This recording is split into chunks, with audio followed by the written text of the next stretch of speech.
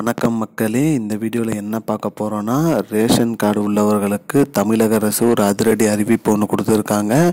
வீடு வீடாக ஆய்வுன்னு சொல்லியிருக்காங்க. அது என்ன அப்படிங்கிறத பற்றி தான் இந்த வீடியோவில் பார்க்க போகிறோம். நம்ம சேனலுக்கு யாராவது புதுசாக வந்திருந்தீங்கன்னா மறக்காமல் நம்ம சேனலை சப்ஸ்கிரைப் பண்ணி பெல் ஐக்கானை கிளிக் பண்ணி வச்சுக்கோங்க. இந்த வீடியோவுக்கு ஒரே ஒரு லைக்கை மட்டும் கொடுத்துருங்க. வாங்க வீடியோக்குள்ளே போகலாம்.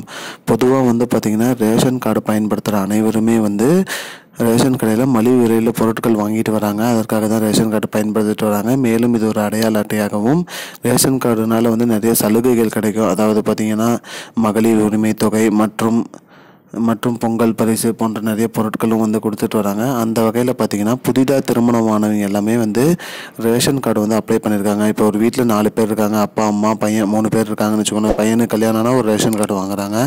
அந்த மாதிரி நிறைய ரேஷன் கார்டு 2 பேருக்கு ரேஷன் கார்டு வேணும்னு சொல்லி நிறைய விண்ணப்பங்கள் அரசுக்கு வந்திருக்கு. அரசு அந்த விண்ணப்பங்கள்லாம் பரிசீலனை பண்ணும்போது எல்லாமே பார்த்திங்கன்னா 2 பேருக்கு ஒரு கார்டுங்கிற மாதிரி கேட்டிருக்காங்க. இதை அரசு நேரடியாக களப்பணி செஞ்சு ஆய்வு செய்யணும் சொல்லியிருக்காங்க. என்னன்னா அந்த 2 பேருக்கு ஒரு கார்டு கேட்டிருக்காங்க. தனி வீட்டு வரி ரசீது இருக்கா, தனியாக கேஸ் கனெக்ஷன் இருக்கா, தனியாக கரண்ட் பில் இருக்கா, இதெல்லாம் செக் பண்ணிட்டு தான் கொடுக்கணும்னு சொல்லியிருக்காங்க. அதனால் அதிகாரிகள் வீடு வீடாக ஆய்வு மேற்கொண்டுட்டு வராங்க.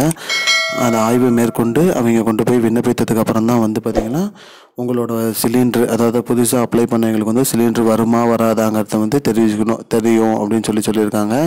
மேலும் தனியாக இப்போ நீங்கள் சிலிண்டர் வாங்கினா உங்களுக்காக தனி வீட்டு வரி ரசீதி, தனியான ஒரு கேஸ் கனெக்ஷன் வேணும், தனியாக உங்கள் பேரில் ஒரு கரண்ட் பில் கனெக்ஷன் வேணும்.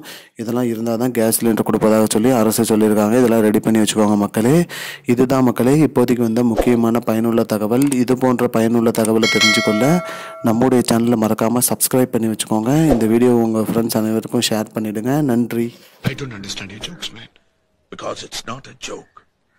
முன்ன பின்ன தெரியாத ஒரு பையனுக்காக சப்ஸ்கிரைப் விடுற அந்த மனசு இருக்க, அதான் கடவுள்.